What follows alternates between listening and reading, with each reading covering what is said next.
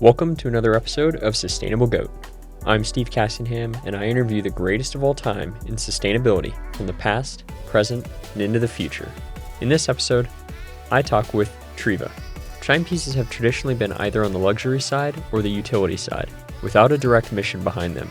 TRIWA is a Swedish watch company, and they create timepieces that not only start conversations around sustainability, but are incredibly stylish as well. These are watches where luxury meets impact. So let's jump into the conversation with Ludwig. I wanted to start out with just a little bit about you and kind of where you're originally from. Are you originally from Stockholm? Did you grow up there? And kind of what does your early life look like? I grew up just outside Stockholm, another neighboring island to where I live now. But it's a much bigger island, and it's connected with a bridge, and so it doesn't really have that island feeling. But it was very close, and it's also very close to Stockholm. And so did you just kind of go to school and always interested in sustainability, or did you just kind of end up where you are now? It's a good question. I think my parents were and are very outdoorsy. So they always brought us along to different parts of the woods. My father, he's very much into birds and mushrooms. Even that could sound strange, but it's more from a consumption perspective. And so he would always bring us out to, in the springtime to look at frogs or snakes or birds or whatever. And when I was younger, I wasn't super excited about it. But then when you get older, you start to merge more towards your parents' interest. So it was a lot of focus on going outdoors. Wow, that's super cool. So I grew up going outdoors as well, and you kind of just gain this appreciation for the outdoors. I read in one, I think it was in this book, Homo sapiens, it's called in Swedish, where they talk about where that's one of the humans' biggest complexes, that we have drawn ourselves so far from nature that we have the will to get back in, but we don't know how. We're extremely disconnected from nature, and we want to go back in, but it's like a super good nightclub, but that we really want to go into, but we don't know how to do it anymore. That's such an interesting concept, because I think we've kind of slowly lost our connection with nature in such a way where we don't know how, besides just going out on a hike and kind of trying to get involved in it. But you kind of lose touch. Yeah. We can look at it, but we can't join it anymore. So education wise, did you end up going to college? What did you kind of study? What does that look like for you? I actually went to college in England, and went to a university called Hull University. I specialized in business, and then I studied marketing for a year. So what kind of made you start TRIWA? And so you had four co-founders, including yourself. What was that process like? Were you guys kind of just sitting around and like, man, we need to come up with a better idea of how to make watches? Well, it started off with my brother having a watch. He was out traveling for a while, and then he came home with a watch that I thought was really cool. And I had it on my wrist, and I was thinking if it would be a possibility of making a similar watch, or actually to distribute the watch in Sweden. And then I met up my friends, and we were all like having conversations about it and about the watch industry. And I even thought we called the Italian company, and they weren't interested in Sweden as a market. So we were like back to square one, and then we decided that it's more fun if we could try out making our own watch brand. And that's where it started. And from that, it was like, okay, how could we contribute with a new watch brand? And that's when the idea of TRIWA came along. Like, how can we transform the watch industry and look at it from a new perspective? I mean, there's a lot that goes into starting a brand and starting a business, and finding how to create a watch. What was that process like? Because I mean, everybody has watches, everybody wears watches, but There's a lot that goes into actually constructing a watch. Yeah, but we were also luckily very young and naive. So we went to China to find a factory or producer, and we also had other daytime jobs. So it was more like a small test. And then we started off with those 400 watches.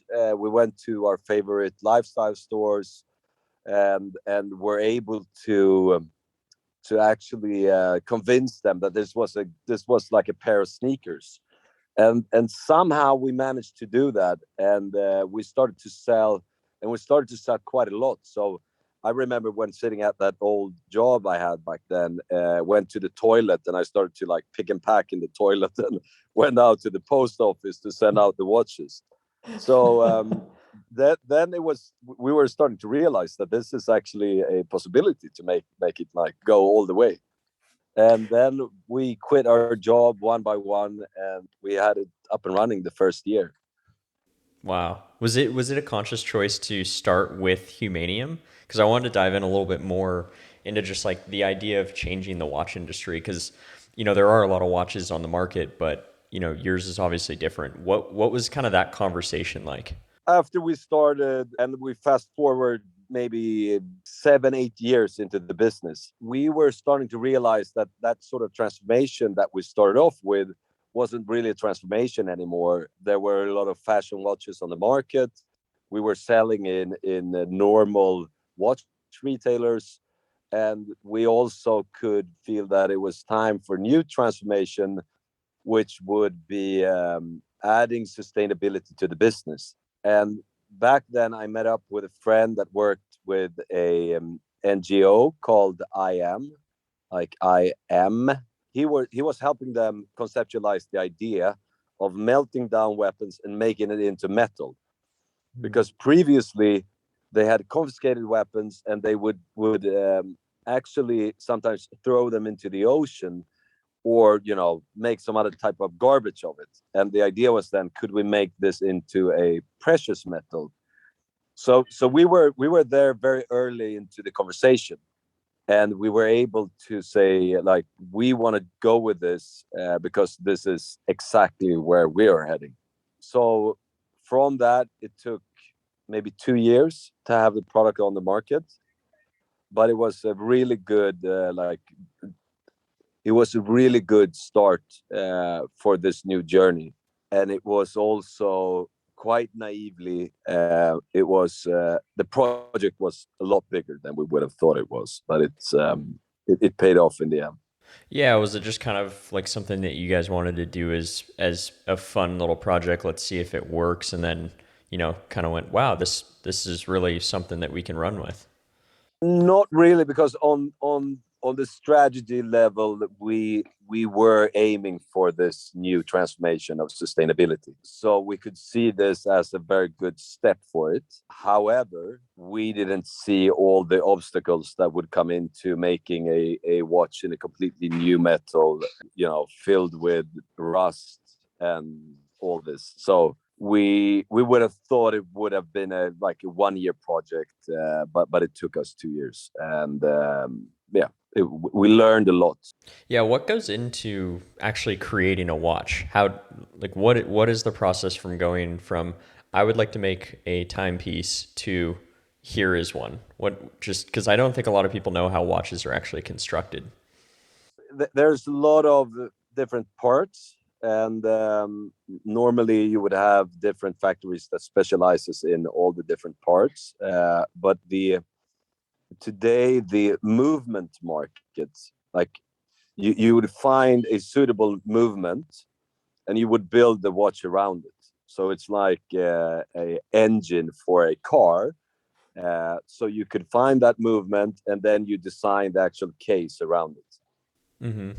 And there right now, I mean, I know there's Japanese movement, there's Swiss movement. What's the difference between the two? Well, the Japanese have been making movements now for a lot of years, and they're making really good quartz movements today. They're making really good automatic movements today, and they're also somewhat drivers of innovation. So from the like showing time perspective, they're equally good. From a you want to buy into a long tradition perspective, you still have the Swiss movements that are fantastic mechanically. But from the just showing time perspective, it doesn't really matter. Yeah, I want to dive into a little bit of that tradition of watches. Like what, a watch has always been a status symbol. It's a way for people to show either what brand they buy or whatever that is. What was coming into that market like? Because I mean, you guys were competing against uh, Piaget, you guys were competing against Rolex. I mean, all those guys. I mean, you were competing, but you're not competing. But at the same time, you're doing something novel. Yeah, that's a very good question. I think that's where we succeeded when we started, and I think that's where we're succeeding with our time for change strategy. That status would normally like 1.0 of status would be showing off that you have a really big, really expensive watch. But status 2.0 is showing that I actually wear something different, and I wear something different as a statement. And when we started off, our watches were like 800 crowns, quite colorful, and they were launched, 2007, 2008, when there was this big stock crash.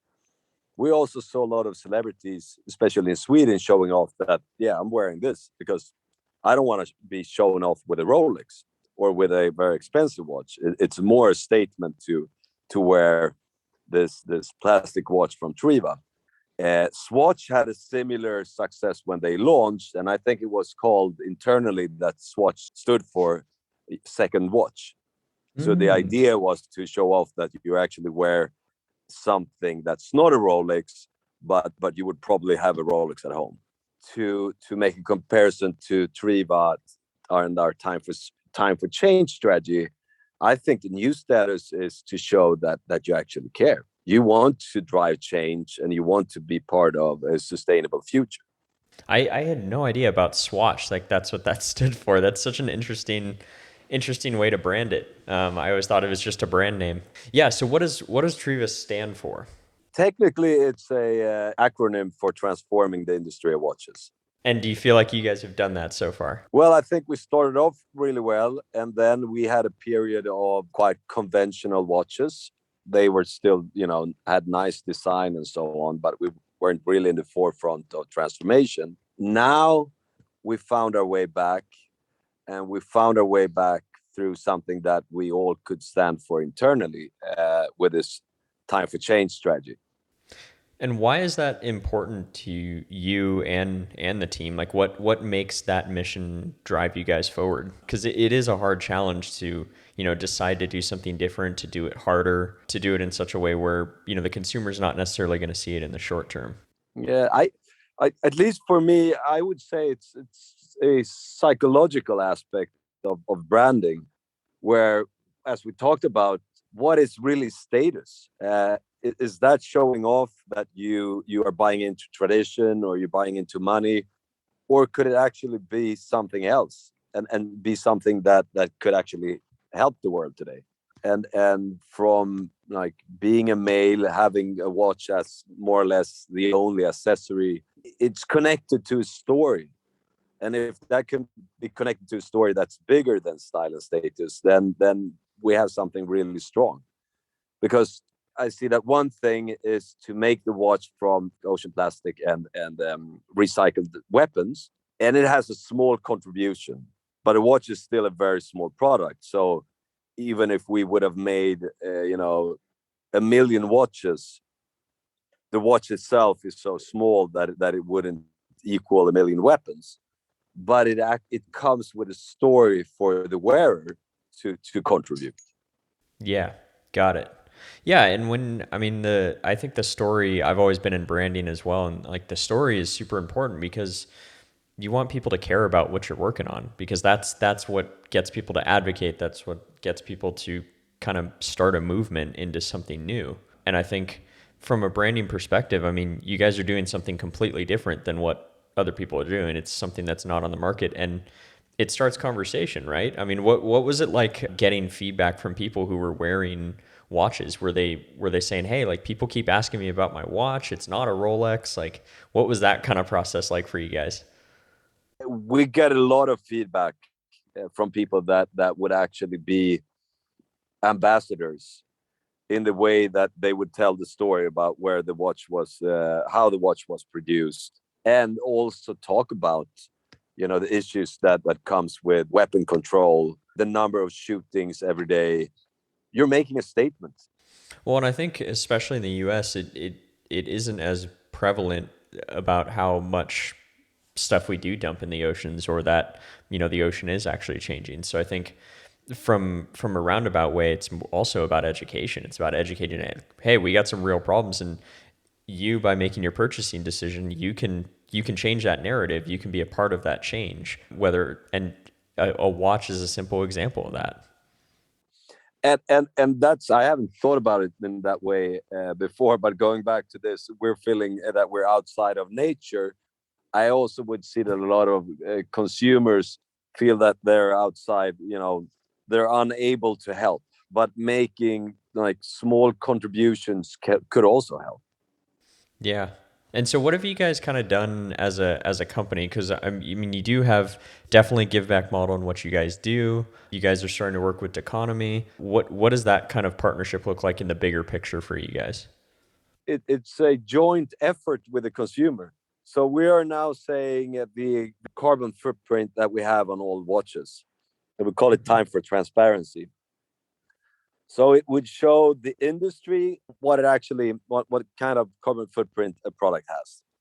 It shows us, where we can improve, but it also shows the customer that, okay, I would buy this. It has a carbon footprint of 1.40 kilos. If that becomes the new standard, the consumers would also see like, okay, if I buy this, it has this carbon footprint.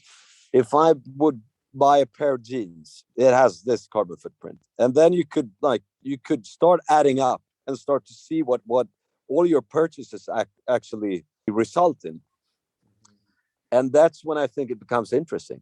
And it's also a way of showing it's not necessarily good to buy this product. But if you want to buy a product, make sure to buy the product that has the least carbon footprint. Yeah, and so why does that matter in the grand scheme of things? Like carbon footprint, why does it become a business decision for you guys? I mean, why it actually matters? Like they would go, why me? I just go to the store and I buy what looks good to me on the shelf. Today, for a lot of people at least, we're starting to understand that if you travel around the world with an airplane, it actually pollutes the planet. If you would drive, your car every day with fuel, it has some sort of pollution, but there are no numbers really. So I think in a greater scheme, if we're starting to get numbers and we start to understand numbers, we could start acting a little bit better. Saw a quote the other day. It was a little bit cheesy, but I liked it. It was, on planet Earth, we're not passengers, we're all crew. So we're all in this too. If we're supposed to drive change, we're all in it together. And that's when, putting numbers to it actually starts to clarify it for end consumers, I think. Yeah, and I think transparency is a huge topic that I think a lot of people are starting to look at a little bit closer. I mean, part of it comes from the privacy side of internet is kind of where I think it kind of started, was the idea of like, hey, tell me what's really going on. But now it's starting to trickle down into products and why products are made the way they are, what their actual full supply chain is. Because that's the thing, like you could buy something that is quote unquote sustainable, but there's the manufacturing process, there's the shipping process, there's everything that takes it to get it to that store. So, I mean, that decision that you guys made, do you see that being something that's kind of permanent in the brand to kind of say, hey, like we are transparent about this. Like we do have a manufacturing process. We try and do it as clean as possible, but it's kind of a challenge to other brands. Yeah, yeah, because I would see, hopefully a lot of other brands would go in the same direction. As you said, then you would have a future where you could see all your purchases and see what they actually contributes to. If we're transparent for our consumers, we're also transparent internally, so we could see where we can improve. Because by adding up all the steps, like transportation has this amount of carbon footprint, production at this amount, production of glass, production of metal, production of, then it's also easy to see where we can improve. That's the idea, is that it's a constant improvement. I mean, you don't know what you don't know, and if you constantly push to innovate, you're going to find new ways to do things. Do you remember the first time you got a watch made out of humanium? Do you remember seeing it for the first time? What was that like for you? The first one was actually 3D printed. No way. That was early for 3D printing too. Yeah, it was, and it felt really, it was like, that was the first feeling of we made it, like this is actually going to happen. Prior to that, I had I don't know what you call them in English, but when you buy gold, you buy them in like gold bars or something. Yeah. They had made one of those in the same weight as a AK-47, a like humanium bar, that was filled with rust and everything. And that was also like a very symbolic feeling that like this equals one AK-47 in weight, and it was the first product to be made from humanium. So from that, we had the next step where we got the metal from El Salvador. We made it into metal powder in Sweden, and then we 3D printed it. And yeah, it felt amazing. Do you think there's other avenues for, I mean, this process that you guys have developed? I mean, not necessarily just humanium, but just the idea of being able to take materials and 3D print them. Do you see that there's a future for that outside of just prototyping? Yes, for sure. Small problem because the fine mechanics of a watch and the preciseness that you need to have all the movement and the glass and so on in the right place. So it is a bit of a challenge, but the method of taking a metal from weapons that we're doing today, or you're taking, and then you make it into a powder, Mm-hmm. and from that powder you could reconstruct it into a watch. That process is really interesting for future developments. Mm-hmm. Did you guys, what was that process like when you guys had to remove the rust out? I mean, so I mean, there's challenges when you take a new material and actually make it into a watch that extended you guys from a year to 2 years. What were some of those hurdles that you guys had to overcome in that process? Mentally, mostly, not to go ahead with. I kind of like the idea of it rusting. It Mm-hmm. contribute to the story, but we had a lot of like internal discussions about it. I really like the idea of the storytelling, that the watch would actually rust, because it wouldn't be harmful, but it would be a thing where people get stains on their shirt, or we would get a lot of reclamations that it rusted. But we had a lot of discussions about it, and in the end we decided to redo it. That was mostly the biggest issue, was to sort of decide internally whether or not to go forward with the rusty watches. I mean, that's such an interesting idea because you think about like the patina of leather and how that kind of ages, and it shows each unique character, and that rust would do that. Was there a way to kind of put the rust inside to where it wouldn't get on everything else, or is just the way that it was die cast that it would be one piece? I have some other chemicals in the powder to make it sustain better. But Mm-hmm. it's fun that you mentioned leather, because prior to that, for a very long period of time, we worked with sustainable leather made in Sweden. where the leather got a lot of patina, and we loved it. It was tan leather. It was made organically with bark, so it had a super nice feeling, and it got a lot of patina. But we had a lot of reclamation, Mhm. and we were saying, well, this is sustainable leather. This is the way it ages. It's part of the charm. But I would say 50% of the customers would reach back to us and they said like, well, it has another color than when I bought it. And in the leather industry, you would have something called genuine leather. And genuine leather is the lowest of the lowest when it comes to branding leather. It's more or less like leather powder that you put into a new product. Really? It's so funny because a lot of brands will say it's genuine leather to say as if it's a great thing. Yeah, it's like, but it's actually it's really really shit leather. But then you're trying to educate customers to say like this is really good leather, and really good leather ages naturally, and that's actually something that's good. That was part of the discussion with the rust happening on the Time for Peace watches. That okay, then we need to educate all the customers to tell them that this rust is something that is actually very good for you, and we decided not to go forward with it. So yeah, watch band design. When you buy a watch, you can switch out the bands, which was kind of a newer concept. I think it was kind of more of that with that movement of watches that were alternatives to the brands. You have the movement watches and a lot of those other brands that kind of had that same concept. But you guys have a different approach to actually making bands. Like you make them out of different materials. So I would love if you could just dive into when you guys were thinking about watch bands, how to do it differently. We're now making our watch bands from recycled ocean plastic as well, and making watch bands of recycled ocean plastic is a lot easier than making watch cases. And then we have organically tanned leather, and that's about it. What does that process look like though when you choose either a supplier or a process? When you decide to do different colors, I mean, what does that process look like when you guys are deciding we want to go with? Because you guys have some really bold colors. What does that color conversation look like when you guys are like saying, "Hey, we have these materials. Can we push it to this color?"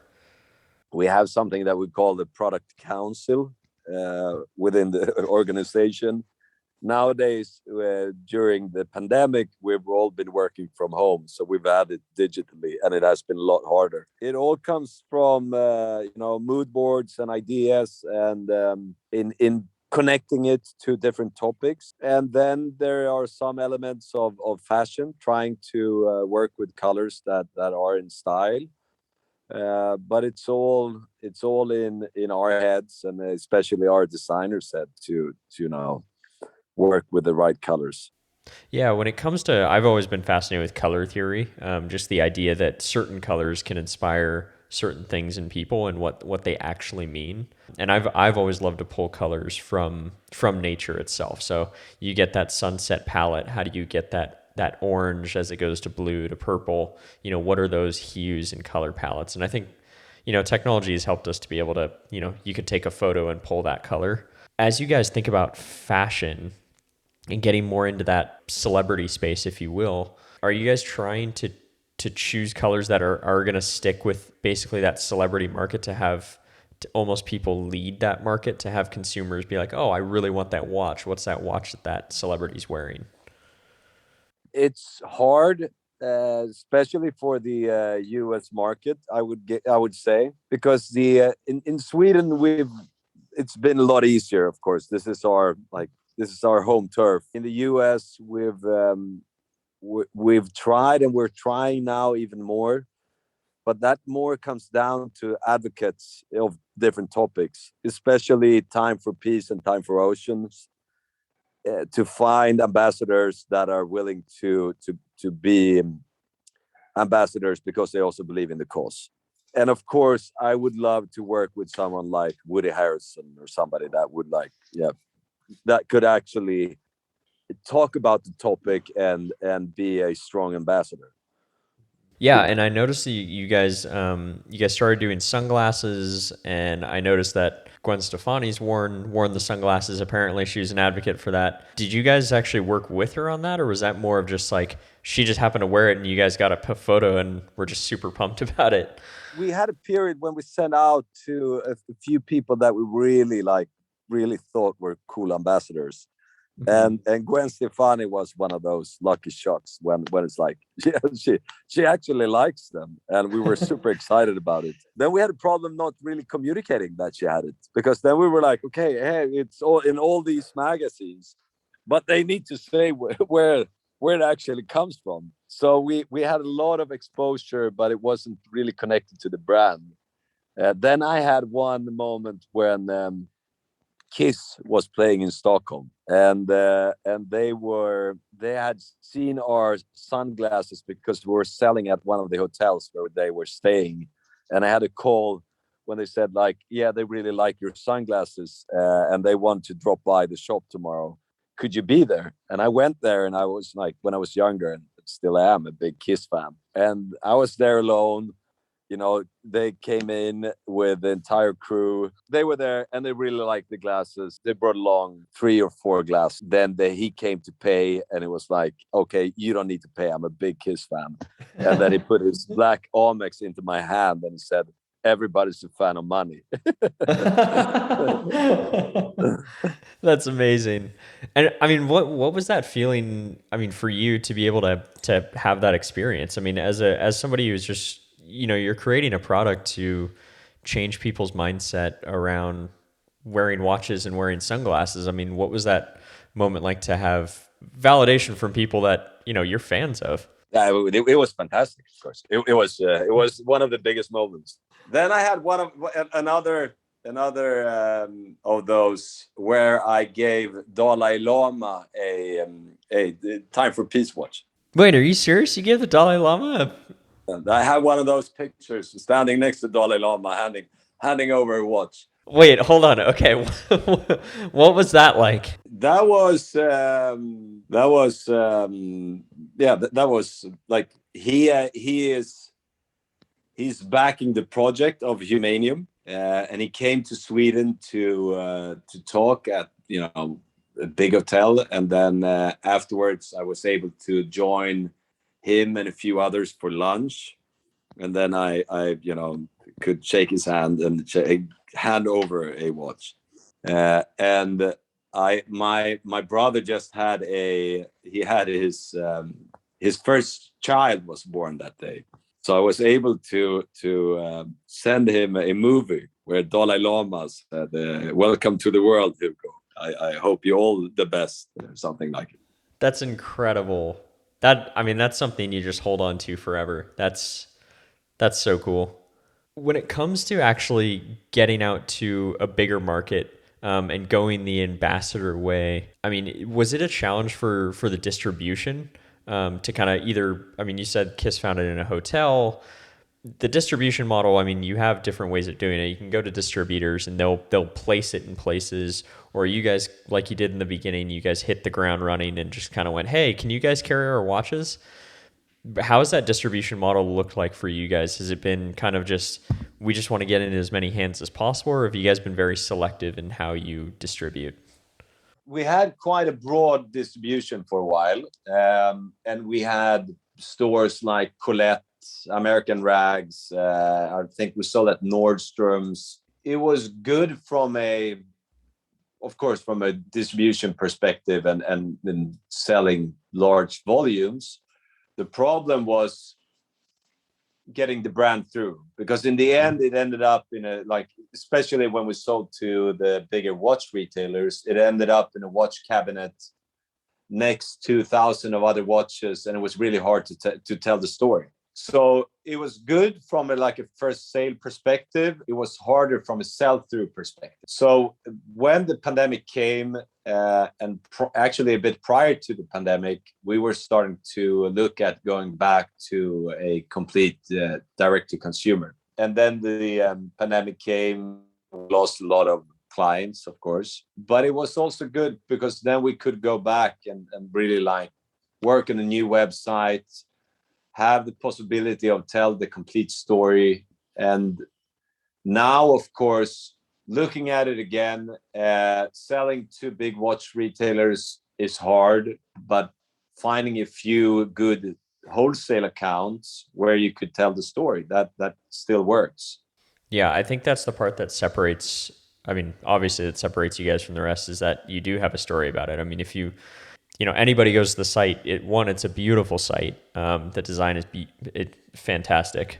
But yeah, I mean, you get the mission right when you land on the site, and if you're next to a bunch of different watches, it's hard to tell the difference when you just see TRIWA and then you see Rolex and then you just see brand recognition. So the ocean plastic watch has intrigued me because there's a lot of products lately that have been made out of ocean plastic. Like my water bottle comes out of the UK and they make ocean plastic water bottles. What was that process like? Was it because that material was getting hot on the market, or is it something that you guys were kind of looking to do kind of as a next step? It was a natural next step after Time for Peace, and also since I live on an island, I go by boat every day. The ocean is, from an environmental perspective, is the area that I care the most about. So I was starting to talk to our producer and said that I really wanted to do it.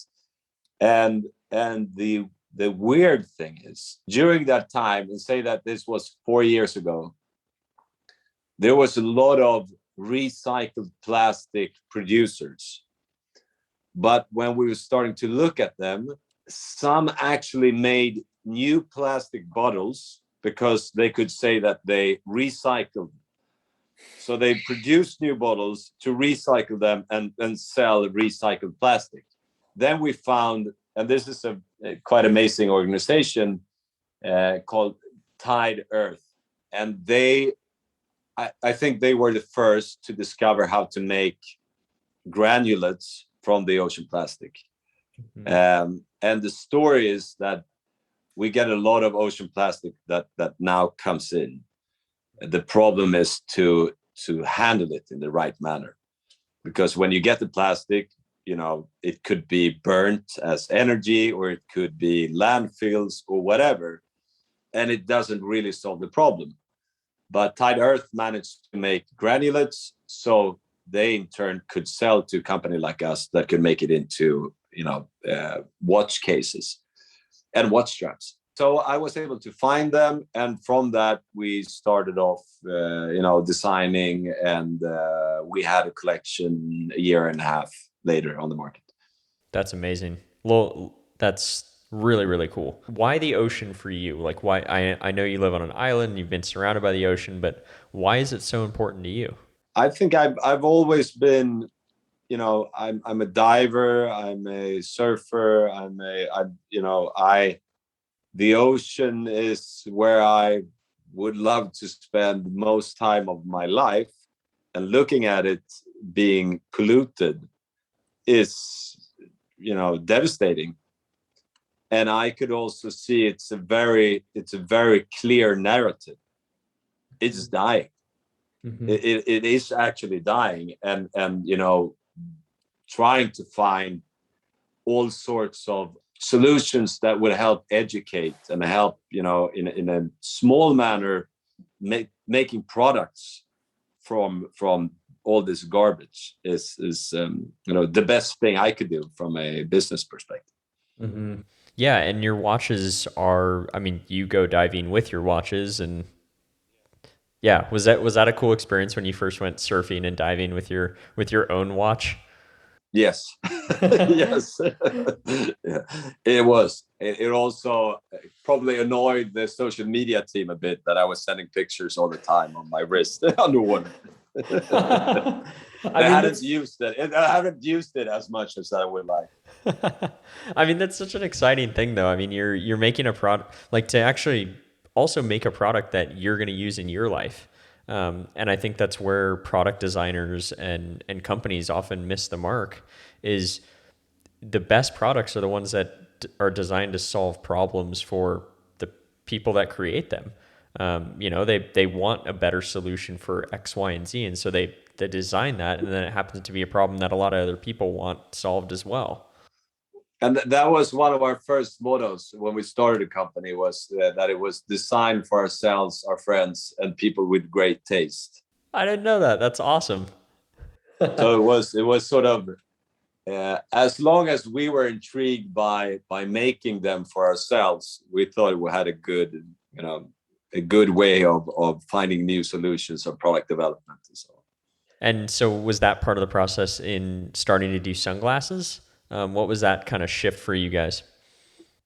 We were making watches in cellulose acetate. That was quite early in the history of TRIWA.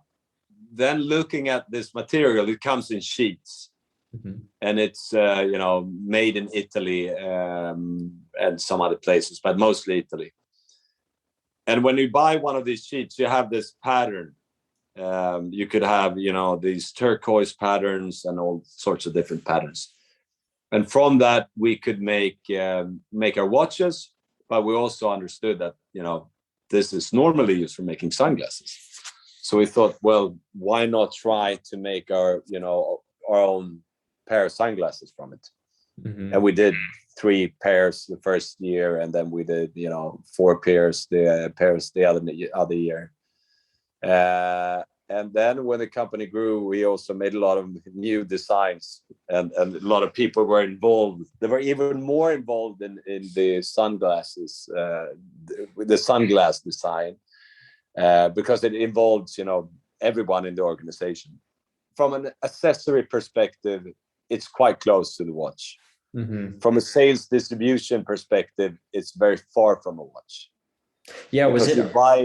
you buy it in a completely different manner. You would, you want to try on a pair of sunglasses. You want to try them on in the store, or you want to have a website where you order home 4 pairs and you send back 3 or something. So, I mean, do you guys hope that you're kind of going to be the type of company that inspires other companies to start companies?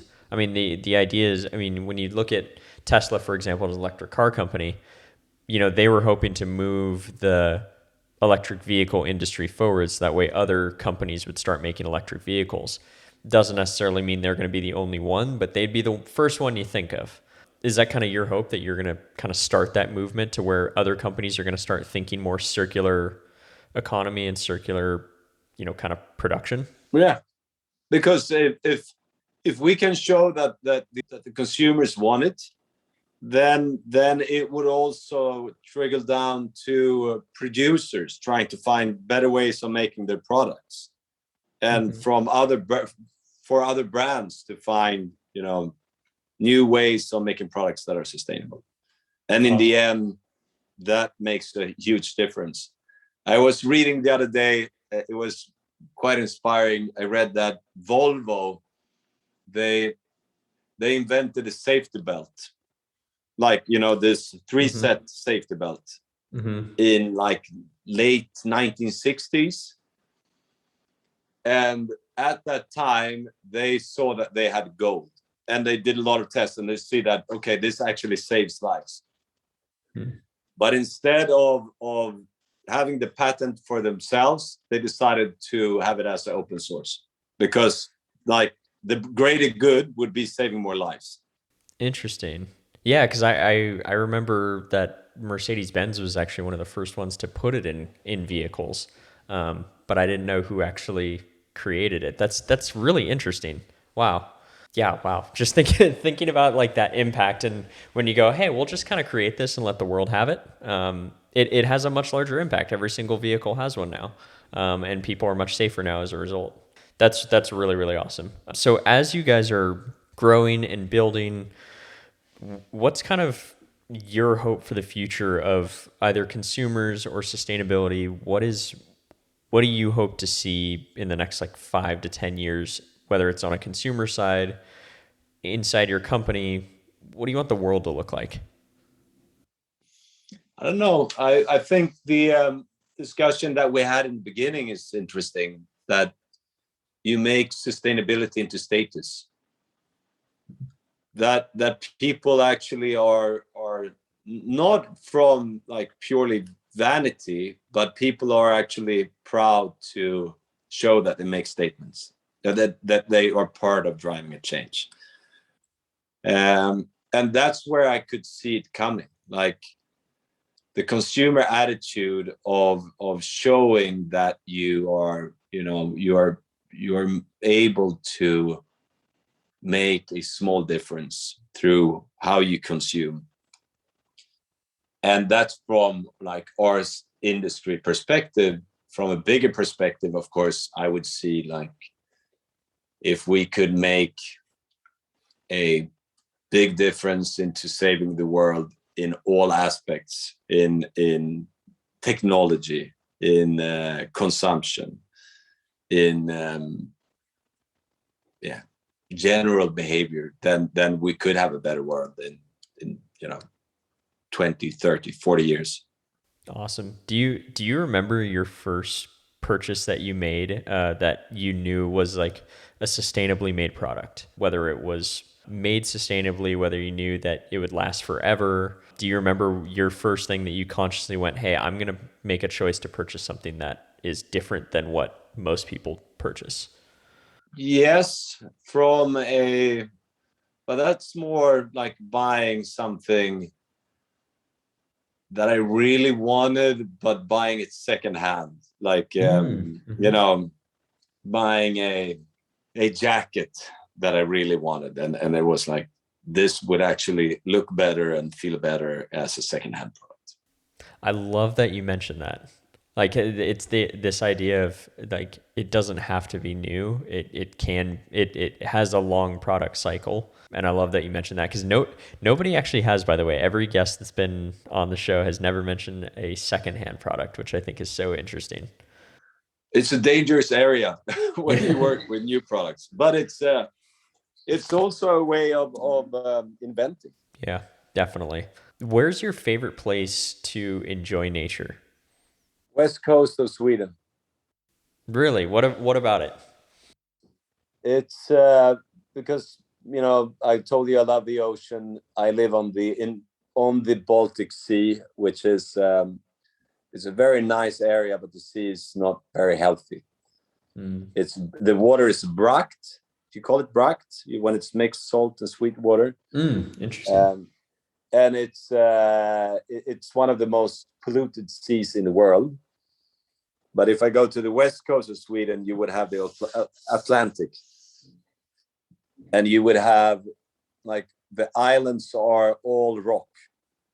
Wow. There are no trees or something. So you would just have like plain stone islands.